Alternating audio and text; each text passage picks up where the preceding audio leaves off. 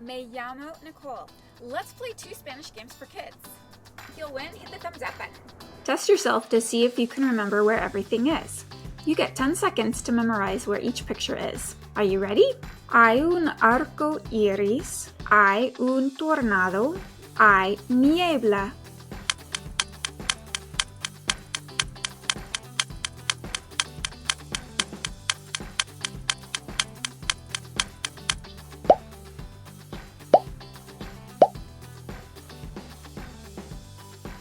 ¿En qué número hay un arco iris? Número 1. Hay un arco iris. Hace sol, hace calor, hace frío.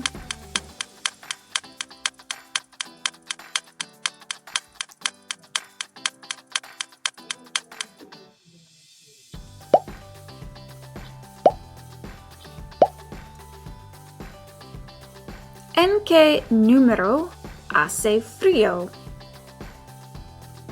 3. Hace frío. Hay un huracán, hay un arco iris, hay una tormenta, hay un tornado.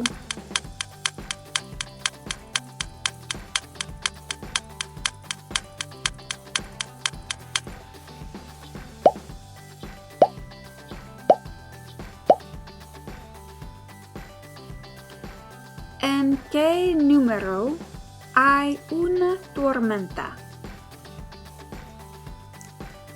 3. Hay una tormenta. Hace sol, está lloviendo, está nevando, está nublado.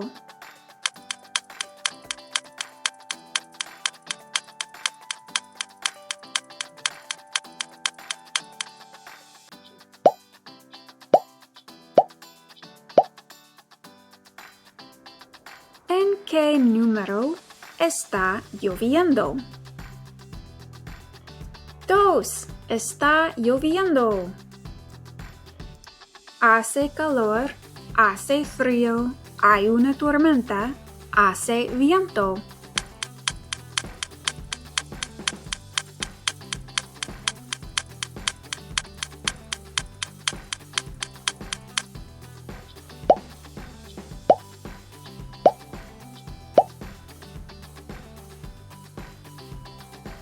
¿En qué número hace calor?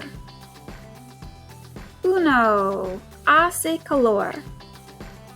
¿Cuál es el intruso? Which one is the intruder? Which clothing item doesn't fit the weather? Are you ready? Está lloviendo. ¿Cuál es el intruso? Los calcetines, las botas, el traje de baño.